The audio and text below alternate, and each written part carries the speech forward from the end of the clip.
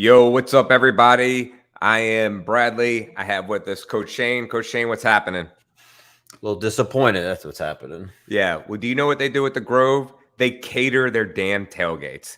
Let's get rolling. And it will be Saturday night in Death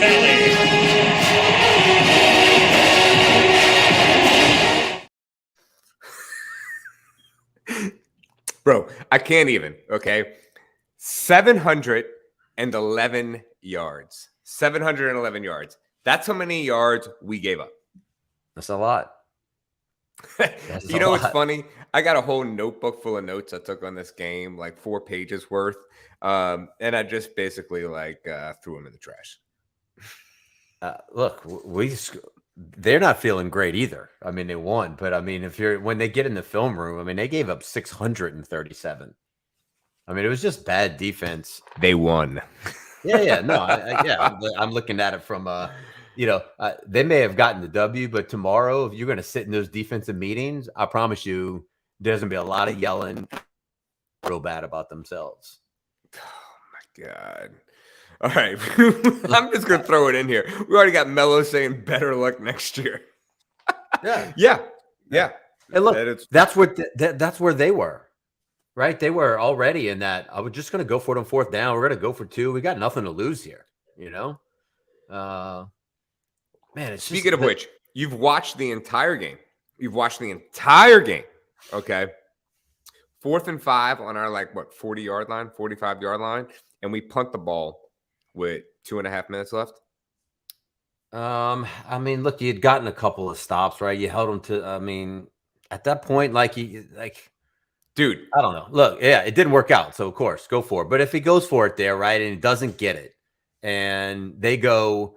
The guy can kick a 57-yard field goal, so they only need about 20 yards, and they easily do that. What are we sitting here saying? What an idiot. Why don't you just punt it? You can see better tackling on a Saturday night or Friday night. That's if you go over to Marconi and walk into Tad Gormley Stadium, you can see better tackling. That's sort of what I have highlighted. I mean, I thought coverage wasn't bad. We just didn't tackle. Just flat out. We just didn't tackle.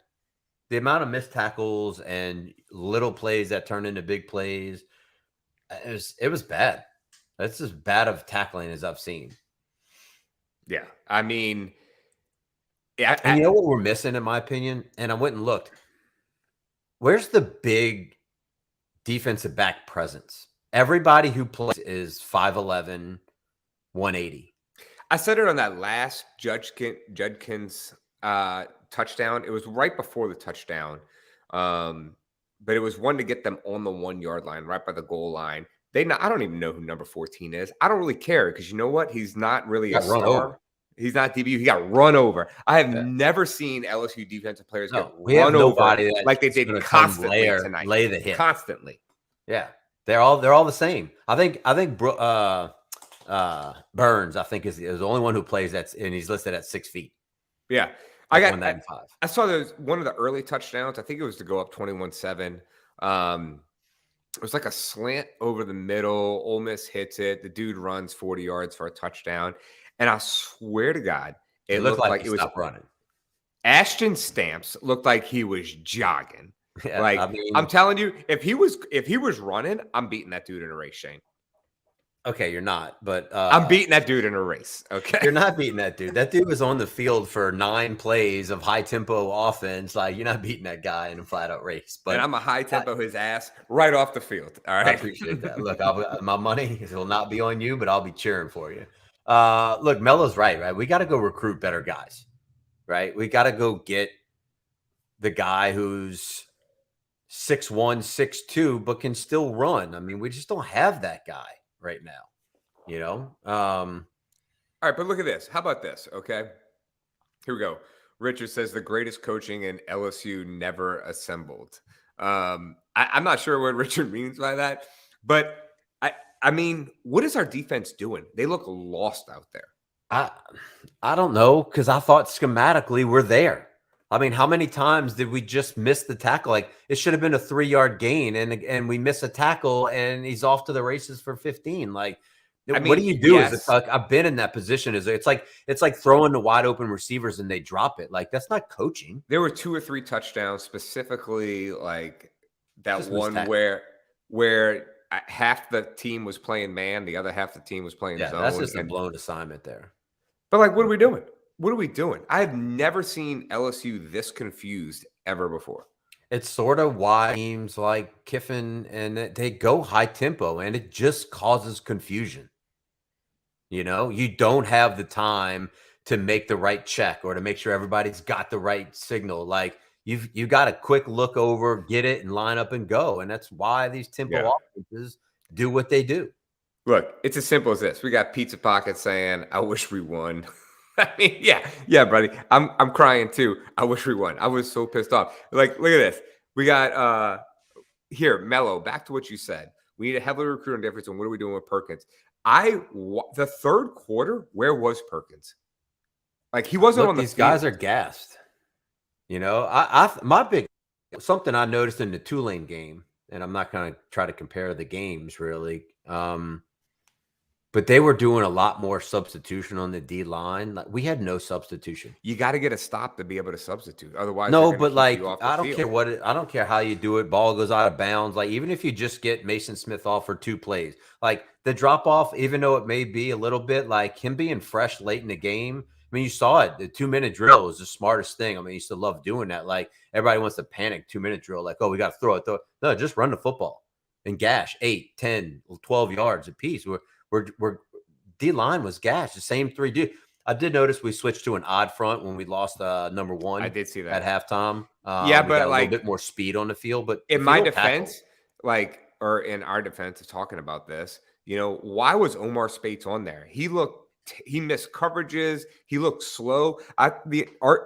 Robert Griffin III was talking about, Omar Spates is on there to go side to side. He's so fast.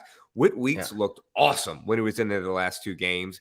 And he didn't play the first half, and they gashed the shit out of us. Whit Weeks comes on, we get a few stops. Yeah.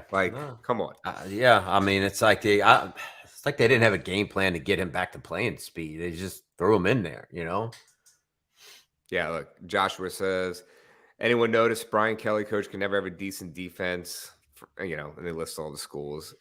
Look, he's still not like if you just go on sheer recruiting, like the guys he recruited are just freshmen, so redshirt freshmen or true sophomores. So like I know everybody wants this instant success of like because of the transfer portal and you can go get it, guys, but man, unless you're doing what like Deion's trying to do, you can't just go get 30 new dudes. Like you can't just run a guy off after a year or 2. Like, you know what the worst part about this whole situation is? Jayden Daniels is probably the second best quarterback in the history of LSU. There's no doubt about that. And he's playing like right after Joe Burrow. And he's close to Joe Burrow. Like those throws he's making are awesome.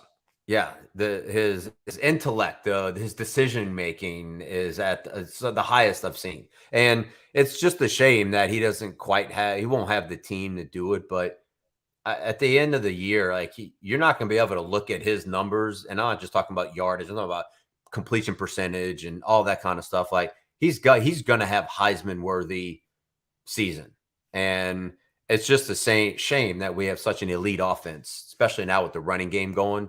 And Diggs, that a defense just can't get enough stops, Speaking of the offense, all right, those, I thought we should have gone for it. Anything you would have done differently in the last drive? Yeah, score. I mean, you do what you do. I mean, I was not upset with clock management because I actually thought like, man, I'm probably going to go fast here because with timeouts, like the clock's not going to be an issue. Like save yourself as much time. And had we had another minute on the clock, like, man, it could have been a little bit different. We had more time. It's definitely different, right? But that's why I said go for it. Go for it.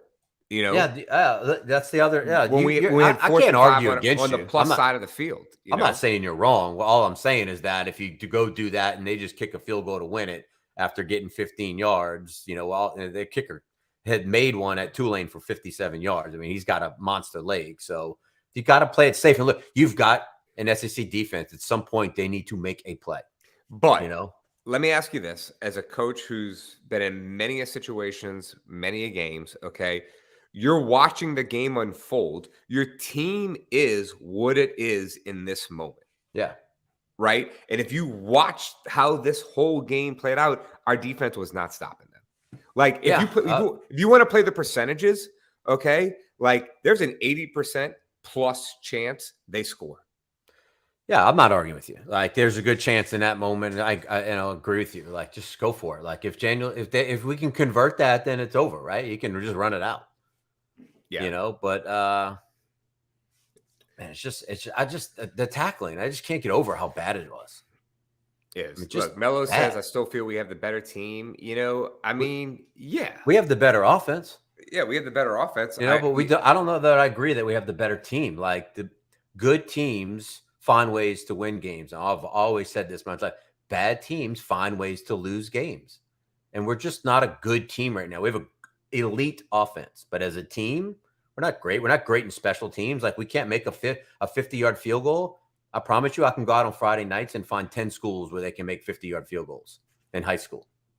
And we can't get a guy make 50-yard field goal in college like that. I don't understand that. Every punt, everybody holds their breath. You know, every punt return. Yeah, me too. Like, you we're know, not nowadays, like, you know. Do they even return kickoffs anymore? Well, pretty so much? I want to ask you about that. Like, is it just me, or the last 2-3 years, like, our returners haven't even had time to even attempt to make a return? Is that blocking schemes, or that has things changed? Without Like, watching what's the film deal? on it? I don't know. I think punters are getting good enough now. It's sort of that special teams Hang game. times are different, you know. Well, I just think that in the NFL, you watch these guys. I mean, they kick to their coverage, right? They're going to kick it to the right corner, and the coverage is running there, and the punt goes there. I think you're just seeing that now, and the hang time, and I think it's a little bit different. But it does just, and hey, just fair catch it. Let your offense, when you got an elite offense, just let them go do it, right? But man, we're not good in special teams at any level, and we're not good on defense, and we have an elite offense. So I don't agree. I don't think we're the better team. I don't think we have a great team. We have an elite offense, which is sort of We got overshadowed. outcoached that game for sure. I don't know. Like, I'm always going to argue against that. Like, you cannot coach tackling. Like, your job ends schematically, right? You had your guy in the right gap at the right time to tackle the guy for a 1-yard gain. We missed the tackle. So how do you go from like a game against Mississippi State where we tackled the shit out of everybody to Different dudes? It's Ole Miss dudes versus Mississippi State dudes. Yeah, I mean, the receivers are better. A lot of arm tackles, guys not in position to hit with their body, Yeah, it would just poor tackling, poor technique, poor tackling. And, what do you want to do? As a coach, if I put you schematically in the right position, I can't go out there and make the catch or the tackle for you. Like, at some point, you got to go out and execute. All right. Cilantro, what do you think about this, Coach? Cilantro the kid. The biggest thing, there's no screen defense, and we can't tackle the running back at all. Only could slow him down.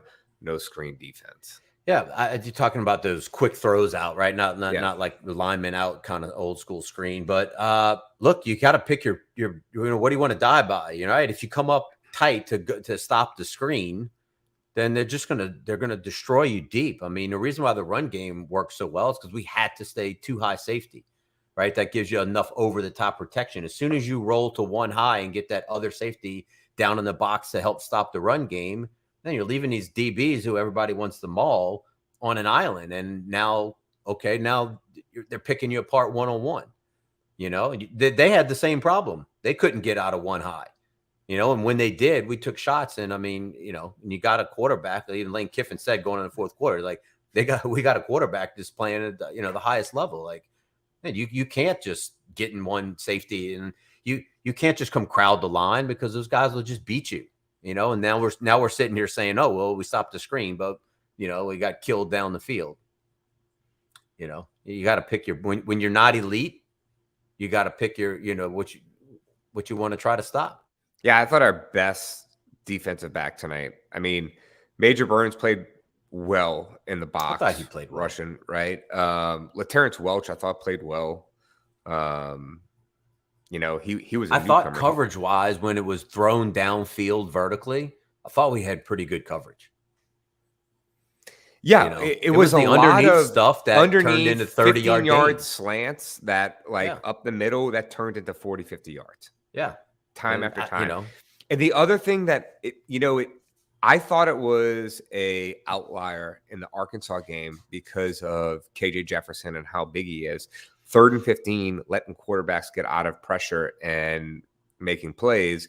And we saw it again. 3rd and long, 3rd and long, 3rd and long. First downs, time after time after time. Our defense could not get off the field. Look, we talked about it in week 1, right? I mean, the biggest predictor for a game success is 3rd downs and being able to stay on the field, right? If you just get them off the field in those 3rd and longs, that's a much different game, especially when they can't stop you for shit.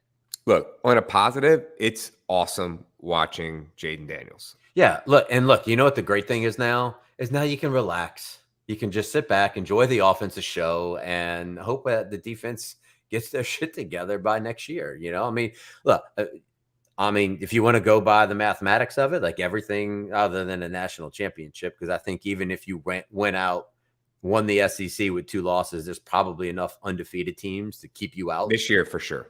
I think you're in trouble with 2 losses, but you can still get to the SEC championship. But I don't think that we even have to care about that. Like, just enjoy the offense, enjoy the Jayden Daniels show, and I think I told you in week 1, like Neighbors is good, but man, I love your boy 11. Brian Thomas. Yeah, I love him. He's fantastic.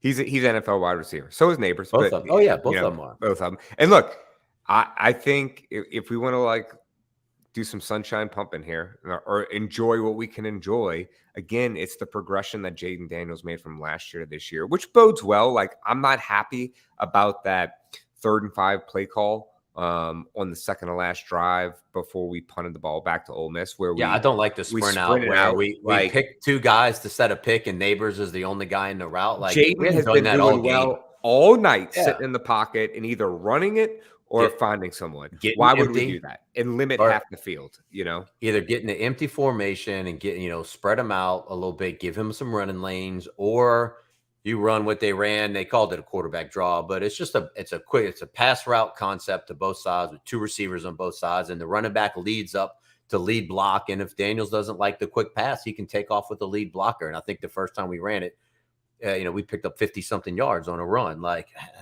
stick with what works. Like, we hadn't sprinted out all game. Yeah.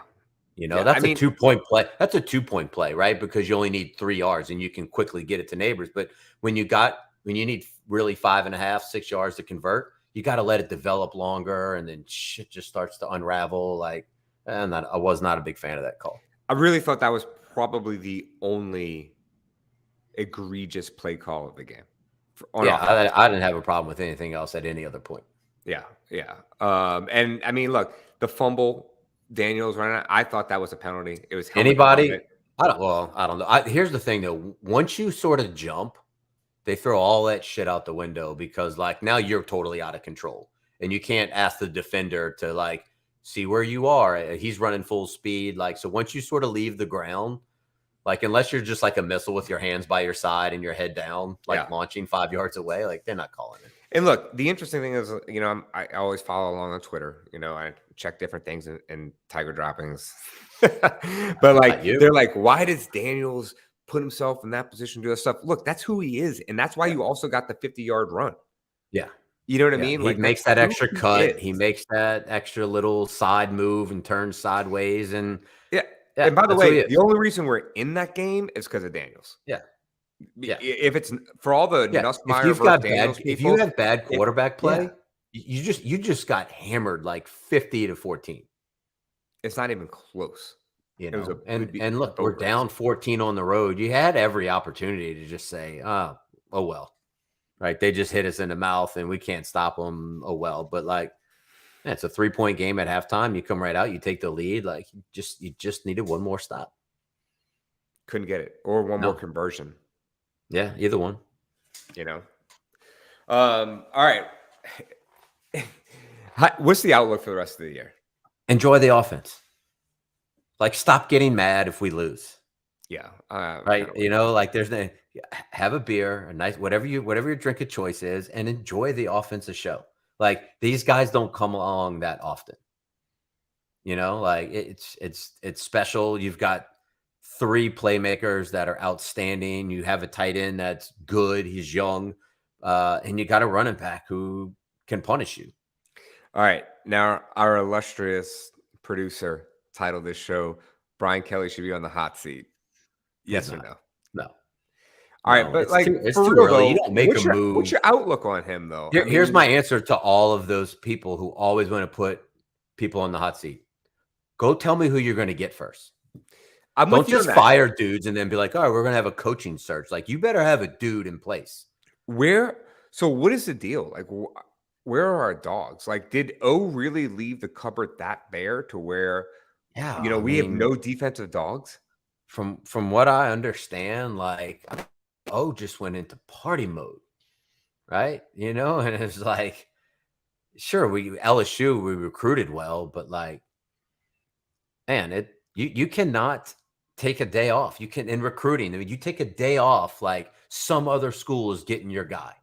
And I just don't think in the secondary. I think our D line, if you had guys that weren't open and you were getting great coverage and things like that, like our D line, I think they're as dominant as far as dudes are concerned as you'll find. But man, you can't. You've got to be good in the back end, and we just don't have. Like we used to every year, like you know, DBU. Like we're not ranked in the top 100 DBU right now. You know, it's Yeah, like where is I think people don't understand that too when we talk about the defensive line because I saw a lot of like picking on Mason Smith. he's double Right? teamed every play? Look, I even see bigwigs, Jordy Collada, Matt Moscone, a big Baton Rouge radio talk show host, hating on Mason Smith. But the reality is like they're rushing 3 or 4. Yeah, Like Perkins sometimes rushes, sometimes not, but it's rarely more than 4. Every now and then you get 5, hardly ever 6, right? So, and then on top of that, these guys are running free in the secondary. So yeah. I don't Look, know what people expect. next time we play, like just watch Mason for a drive or two, and watch how many times he's double and triple teamed. It's every single play, and you're right. We are not. And it's not like we don't want to send pressure. Like we have probably all the same blitz packages every other team has. Is that, man, when you blitz 5 or 6 guys, you're putting your DBs in a bind, right? They have to cover tight one-on-one. And if you can't do that, you have to keep 2 safeties back. And now if you send 5 or 6 guys, guess who's running free? Running backs, right? Linebacker's got to cover that guy. So now you want to blitz him, and then here's the running back out of the backfield who catches the ball in the flat, and you're like, how did he get so open? And he's running down the sideline for 40 yards. So like sometimes your personnel or what you're able to execute dictates what you can and can't do. What do you think about everybody talking about how like Matt House is trying to play zone constantly and we have man cover defensive backs? I don't know that we have man coverage guy. Every week, all I see is us at 5'11" and dudes like that are sick, you know, receivers that are all 6'3", 6'4". Like sometimes you have the best coverage in the world. I mean, look at our guys. Sometimes those DBs are great coverage. Like they just make plays. You know, like what do you want? Like you have to do what you're good at, and I don't think it's man coverage. Like I know they look like it, right? They look because they all are 5'11", 5'10", and that's about it. You know, but All right, look, Keith. I want to acknowledge this. I don't want to acknowledge it, but I think it's funny, Keith. Keith, you're like you stupid Ed Ogeron hating folks. Okay. I mean, we're not hating on him. Buddy, He's I'm not always hating him. been He a won a bad national coach. championship. Okay. Like he did that, but the next year was a disaster. And he also won because of a perfect storm of Joe Burrow, the best offense. You know, like look at that offense and where they are in the NFL. O was exactly what he's always been and has been an outstanding recruiter. I've got some great O stories that I've heard. Give me one. We'd have people come talk. Give Give us one. at our quarterback club. He was out at USC, and he's going to a bad area of LA to go recruit a kid when he was at USC, and he's driving a Hummer around, and the guy telling the story to us at our quarterback club meeting was with him out there visiting, and they pull up in this area and leaves the car running to go in to recruit this kid, and like waves to some people in the corner, and like, guys were going in to recruit, I'm not even gonna try to imitate anyway, long story short, they're like, coach, we got you, no one's gonna mess with your car, like you're good, like to have that kind of like awesome presence out in USC in this terrible area where, anyway, funny story. It's a little bit more animated when the guy telling the story is, but right. He was a great recruiter. He was never known as a good coach. Yeah, the reality is like we put him in a position to where, he was like a kid in a candy store. And so like he ended up not keeping up the recruiting because he was living his best life. And look, as a head coach, you are a CEO. And like everybody called Edo the CEO, but he wasn't, because a CEO is detail oriented, process oriented, and you have to keep it running like a fine-tuned machine. Yeah. That's Brian Kelly, by the way. Yes, that's exactly what that is. Like, that's Brian Kelly. That is not Ed Orgeron. Ed Orgeron was a gigantic cheerleader who was a great salesman, right? They don't make salesmen the CEO. No, but that sales, like he can get you to run through a wall. Yeah, for sure. And he can go get through. Look, he was on that Miami staff that had like Ray Lewis and those guys. He was the D-line coach. Like he was out at USC when they were like, he could go get guys. Like that's what he was. He just somehow rose. Like, I mean, look at his head coaching stops. Like they weren't like, I don't turn it to an Ed Orgeron bashing, deal. But like nobody raises their hand and says Les Miles was an amazing coach. And that guy won, a national championship. Yeah. Yeah. So it's like, it can happen to you. But to repeat the success over and over, like go find the guys that have multiple championships. Like they don't take time to, look, I'm gonna throw this out there. Baylor's on the fritz. No, stop. Dave Aranda might be looking for a job. Bring him home. To do what? To be the DC? Yeah. Why? You think he's gonna magically make guys tackle better? I mean, it was that bad. It's like, I mean, everybody's quick to maul the coaches. Like we have the answers, but like, let's just call it what it was. Those guys did not go out and tackle tonight.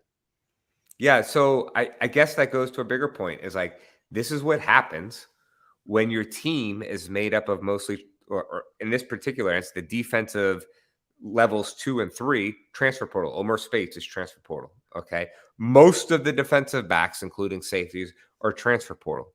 Okay. Yeah. What's the other big team that was super hot? Everybody wanted them. Mm-hmm. 70 dudes that are transfer portal dudes, and they've been getting smashed the last 2 weeks. Colorado. You've got to have core guys in your system. You want to sprinkle in your missing pieces via the transfer portal, that's fine. But you can't assemble half your defense. Yeah. So that leads us to, hey, the cupboard was bare when Brian Kelly came in. Yeah. So give him some time. Like he's not on the hot seat. Like who are you going to go get? Who's your magic fix? No, there's nobody better out there. There's nobody better. Like, there's not. Like, stop saying, well, his defenses have always sucked. He's been here for a year and 5 games, right? Or whatever it is, 4 games. Like, relax. Like, let him build it. Like you don't take over a company and all of a sudden they soar in the stock market and they're the number 1 company in the world. Like, there's a plan and a process, and it does not happen overnight. I graduated from LSU. I'm LSU alumni. I love LSU through and through.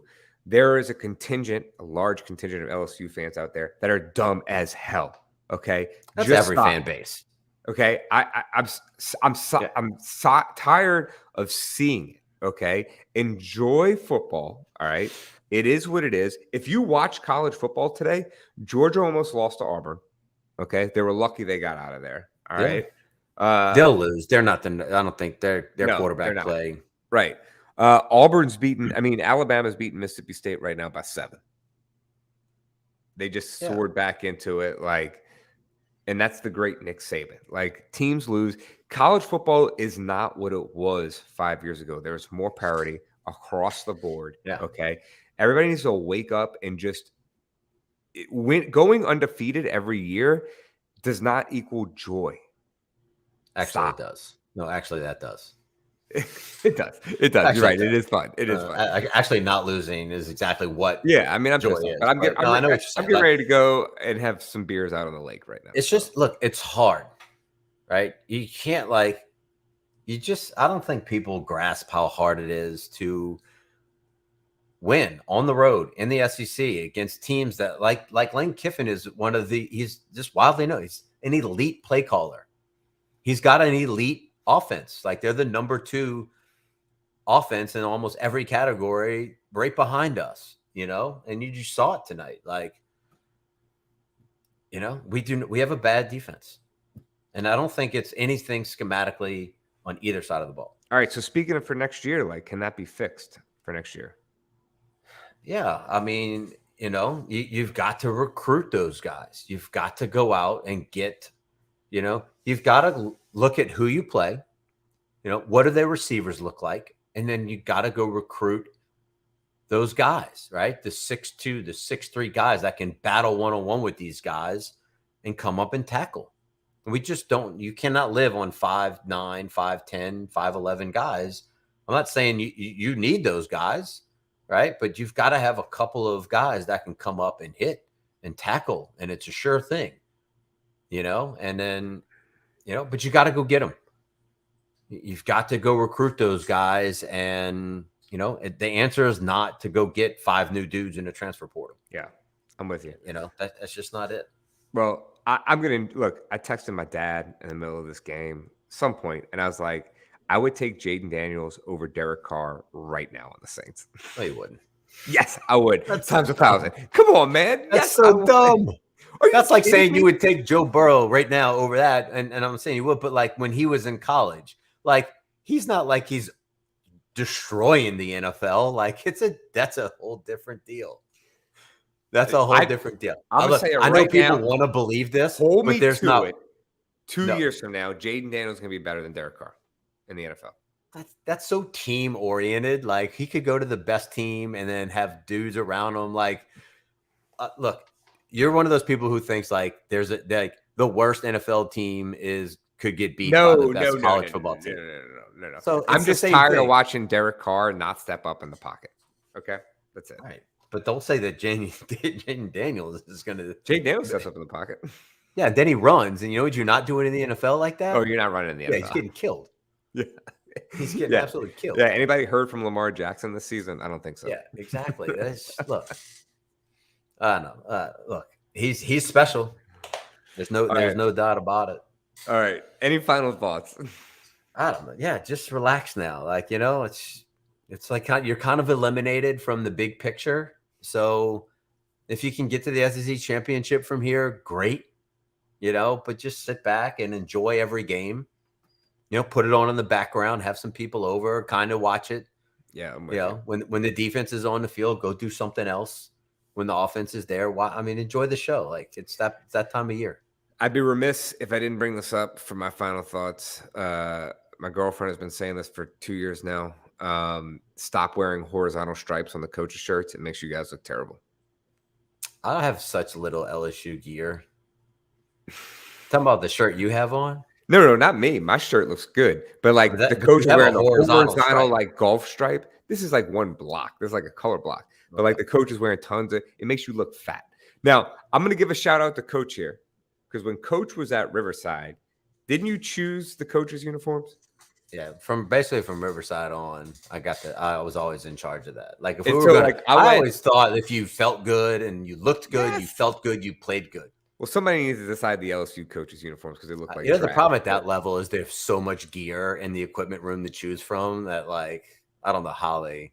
I want to say this. I went to a Riverside game. I watched Coach do his thing, and they all had like perfectly fitting gray pants on with white belts and like cool tops. And I'm like, this is the best looking coaching uni I've ever seen. We wanted to look good so that the kids looked good. They felt confident. I mean, look, Did you pick at Newman? No, that was they had a lot of Task stuff because I think that guy from Task went there. All right, man. All right. Well, what are you looking forward to tomorrow? This sucks. What are you looking forward to tomorrow? Yeah, I mean, look, the Saints are still alive, so let's get a win there, and that's it. I'm looking forward. That sort of nothing really dictates my mood for the week, and I know some people. I think there's an old study done that like the amount when the Saints lose on a Sunday, the amount of spousal abusal cases that week go up by like 40%. Jesus, it's so crazy. I mean, you can search it. I forget exactly when it was, but it's something crazy. Like, don't let football ruin your weekend that bad. Like, it's just a game. It's just a sport. Like, have fun with it. I was thinking about this week actually. And look, if this is going to ruin the rest of your week, LSU losing Ole Miss, you need to find something to do. Yes. Like, you don't have enough shit to worry about. Like, if this is going to ruin the rest of your week, go pick a hobby, go do some stuff with your kids, pick a new goal to work on, go get fit, stop being fat. All right. Like, go do whatever. All right. Like, are you sponsoring this show? I'm not sponsoring the show. Like, I didn't even mention the logo is about to pop up. No, but like, for real. All right. This should not affect the rest of your week. Okay, look, I stopped listening to the football podcast when LSU or the Saints lose. Like, I don't, but I'm still perfectly happy the rest of the week because I got bigger shit to worry about, right? Like, more important things to worry about. So that's my advice to everybody here. You're in a pissed off mood because LSU lost. Like, I am too, but I'm gonna go out with my super hot girlfriend and I'm gonna go have some drinks on the lake and have a good time. Coach, what are you doing the rest of the night? You're giving your girlfriend more plugs tonight than any of our sponsors. She's sleeping right now. I'm gonna have to wake her up to go out. Yeah, she ain't going nowhere. I got news for you. You're going out there by yourself. I'm gonna take an Uber by myself. Yeah. Nothing, man. We had school fair all weekend, so I'm ready to shut it down. I feel you. All right. Well, enjoy the rest of your weekend. Everybody else, go Tigers, I guess. Later.